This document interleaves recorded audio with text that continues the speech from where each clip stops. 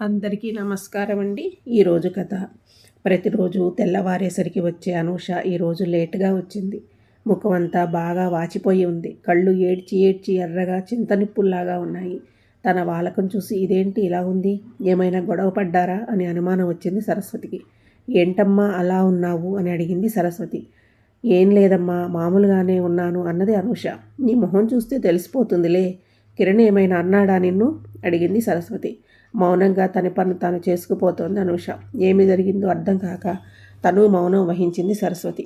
పాల ప్యాకెట్లు లోపలికి తెచ్చి కాఫీ పెట్టి తను ఒక గ్లాస్ తీసుకుని అనూషకు కూడా ఒక కప్పులో పోసి ఇచ్చింది సరస్వతి.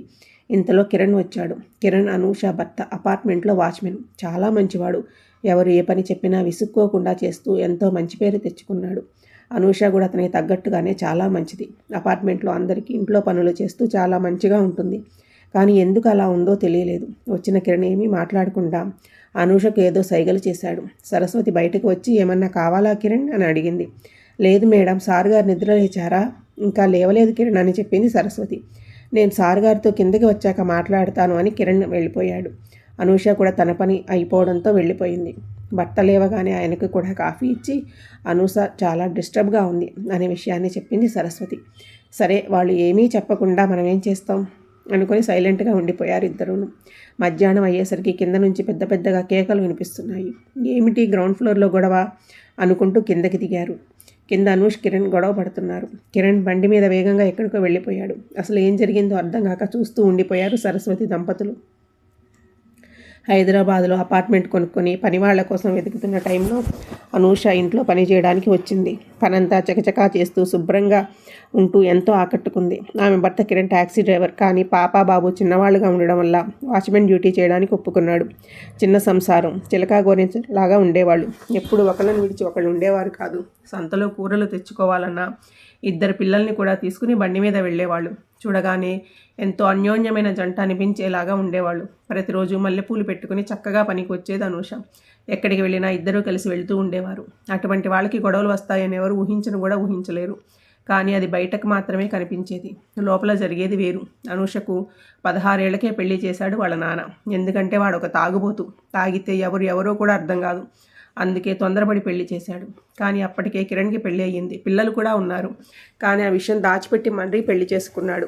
అతని భార్య అతనిని నమ్మించి అతనితో ఉంటూనే పిల్లలు పుట్టిన తర్వాత వేరొకరితో వెళ్ళిపోయింది.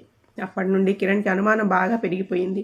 అనుమానం పెనుభూతం లాంటిది కదా, అందుకే అది కిరణ్ జీవితంలో ఒక ముఖ్యమైన భాగంగా ఉండిపోయింది. దాంతో అతను అనూషను అనుమానిస్తూ ఉంటాడు. ప్రతిరోజు ఆమె కదలికను గమనిస్తూ ఉంటాడు. రాత్రి అయ్యేసరికి పిచ్చి పిచ్చిగా వాగుతూ ఆమెను మాటలతో హింసిస్తాడు. కానీ అనూష చాలా మంచిది, అన్నీ భరిస్తుంది. నిజానికి కిరణ్ కన్నా అనూష ఎక్కువ సంపాదిస్తుంది. అయినా కూడా కిరణ్ పెట్టే టార్చర్ని తట్టుకోలేక బాధపడుతుంది. కానీ ఎవరికీ చెప్పదు. అయితే ఇలా కాలం జరుగుతూ ఉన్నప్పటికీ వాళ్ళ జీవితాల్లో అనుకోని ఒక పెద్ద పెనుభూతం కిరణ్ మొదటి భార్య రూపంలో వచ్చి పడింది. ఆమె మళ్ళీ తిరిగి వచ్చి కిరణ్కి ఏడుస్తూ మెసేజ్లు, వీడియోలు, చాటింగ్లు చేయడం చేస్తూ ఉంది. అనూషకు తెలియకుండా ఆమెకు డబ్బులు కూడా పంపిస్తున్నాడు కిరణ్. అయితే ఒకసారి అనూషకు తెలిసిపోయింది. దాంతో ఇంట్లో గొడవ పెట్టుకుని అడిగితే అప్పటి నుంచి ఈమెను అనరాని మాటలు అనడం, లేనిపోని సంబంధాలు అంటగొట్టి మాట్లాడడం ఎక్కువ చేశాడు. దాంతో అనూష వాళ్ళ అమ్మా నాన్నను తీసుకుని వెళ్ళి ఊళ్ళో పంచాయతీ పెట్టించి పరిష్కారం చేసుకుంది. కానీ మొదటి భార్య అలా వెళ్ళిపోయిన కారణంగా అనూష కూడా అలా చేస్తుందేమో అని కిరణ్కి అనుమానం. ప్రతిరోజు టార్చర్ పెడుతూ ఉన్నాడు. ఆడపిల్ల దేనినైనా ఓర్చుకోగలదు, కానీ తన అభిమానాన్ని చంపుకోలేదు. తప్పు చేయని ఆడమనిషి అయినా కూడా తప్పును తన మీద వేసుకోలేదు కదా. తన క్యారెక్టర్ మీదే అనుమానం పడుతున్న కిరణ్ అంటే రోజుకి అనూషకి ప్రేమ చచ్చిపోతూ ఉంది. కానీ ఎటూ చెప్పలేక తనలో తాను కుమిలిపోతుంది. అసలు ఈ గొడవ అంతటికీ కారణం కిరణ్ ప్రవర్తన. కానీ అతను చాలా మంచివాడు. లోపల అనుమాన పిశాచం వేధిస్తూ ఉంది. అందువల్ల క్రూరంగా మారిపోతూ ఉంటాడు అనూష విషయంలో. అసలు ఈ అనుమాన పిశాచానికి మందు ఏమైనా ఉందా? ప్రతి మగవాడు ఇలాగే ఆడపిల్లల్ని అనుమానిస్తూ వేధిస్తూ ఉంటే ఏం చేయాలి? నిజంగా చెడు తిరుగుళ్ళు ఉన్న ఆడవాళ్ళని దేవుడు కూడా పట్టుకోలేడు అనేది నానుడి. కానీ అమాయకులైన స్త్రీలందరూ ఈ వేధింపులకు గురి కావాల్సిందేనా? గొప్ప బీద తేడా లేకుండా ప్రతి మగవాడికి ఉన్న ఈ అనుమానం ఎప్పటికీ అంతరించిపోతుంది? కాలాలు మారుతున్నా, టెక్నాలజీ పెరుగుతున్నా మగవాడి ప్రవర్తన మాత్రం ఆడదాని పట్ల అమానుషంగా ఉండిపోతుంది. విషయం తెలుసుకున్న సరస్వతికి బాధ అనిపించింది.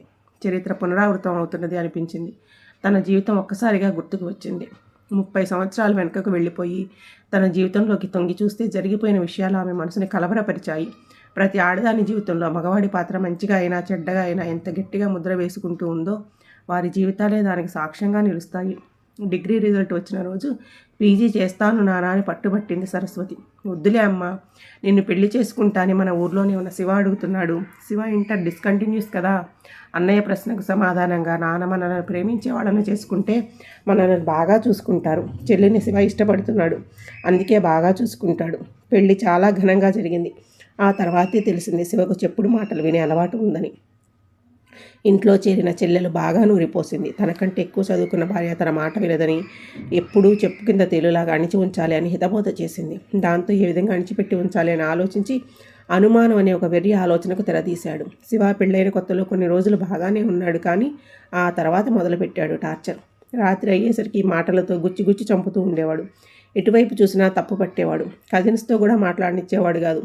తన వైపు ఎవరు చూసినా గొడవ పెట్టుకునేవాడు. ఒకరోజు రాత్రిపూట టౌన్ నుంచి ఇంటికి వస్తూ ఉన్నారు బస్సులో. తన పక్కనే నిల్చుని చెవిలో ఏదో అడుగుతున్నాడు శివ. బస్సు మాతలో ఏమీ వినపడలేదు. ఇంటికి వచ్చిన తర్వాత కోపంగా, నువ్వు బస్సు డ్రైవర్ ఒకే వైపుకి ఎందుకు చూస్తున్నారు అన్నాడు. సరస్వతికి ఏమీ అర్థం కాలేదు. బస్సు డ్రైవర్ అద్దంలో నుంచి బయటకు చూస్తూ కన్ను నడుపుతున్నాడు. నేను కూడా క్యాజువల్గా బయటకు చూశాను అంతే, కానీ డ్రైవర్ని చూడలేదు కదా. అసలు ఆ మాటకి అర్థం ఏమైనా ఉందా? మళ్ళీ కొంతసేపటికి మామూలు స్థితికి వచ్చేశాడు. ఏమీ తోచక స్కూలులో టీచర్గా చేరింది సరస్వతి. స్కూల్లో పిల్లలకి పాఠాలు చెప్తున్నావా, మిగతా టీచర్లను చూస్తున్నావా అని రాత్రిపూట వాదన పెట్టుకునేవాడు. ఈ సమస్య ఎవరికి చెప్పుకోవాలో, ఎవరి సహాయం తీసుకోవాలో అనేది కూడా అర్థమయ్యేది కాదు. ఊళ్ళో అందరి ముందు ఎంతో మంచివాడు అని పేరు, కానీ భార్యకు మాత్రం ఈ విషయంలో బద్ధశత్రువు. ఎందుకు ఈ విధంగా ప్రవర్తిస్తాడో తెలియదు. ఇది ఏమైనా జబ్బా అనేది కూడా అర్థమయ్యేది కాదు.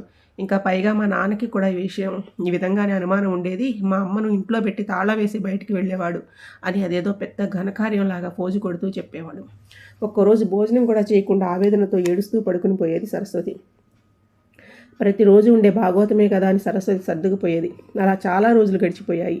2 బిడ్డల తల్లి అయ్యింది. పిల్లవాడు కొంచెం పెద్ద అయ్యేదాకా ఈ విషయం సాగుతూనే ఉంది. కానీ పిల్లలు తనకు చెప్పే స్థాయికి వచ్చేసరికి బుద్ధిమంతుడైపోయాడు శివ. దాంతో అనుమాన రోగం ఎటోపోయింది. ఇప్పుడు మచ్చుకైనా అది కనిపించదు. ఎవరికైనా చెప్పినా నమ్మరు. 30 సంవత్సరాల నాటి చరిత్ర కథ ఇది. ఇప్పుడు ఈ సమస్య దంపతుల మధ్య లేదేమో అనుకుంది. కానీ అనూష, కిరణ్ వాళ్ళ విషయాలు ఒక్కొక్కటి తెలుస్తూ ఉంటే అనిపిస్తుంది. తరాలు మారినా, మానవుడు ఎంత మేధాశక్తిని పెంచుకున్నా, ఆడదాని అంతస్తు ఎంత పెరిగినా కూడా మగవాడి అహంకారం చావదు. ఇదే తాను తెలుసుకున్న జీవిత సత్యం అనుకుని నిట్టూరుస్తూ ఉండిపోయింది సరస్వతి. ఒకరు చెబితే ఎవరు మారరు. ఎవరి తప్పులు వారే తెలుసుకుని వాళ్ళ జీవితాలు వాళ్ళు బాగు చేసుకోవాలి. ఇదంతా ఆలుమగలలో ఒకరి మనసు విరిగిపోకముందే, వయసు అయిపోకముందే తెలుసుకుంటే జీవితానికి, పెళ్లికి ఒక అర్థము, పరమార్థము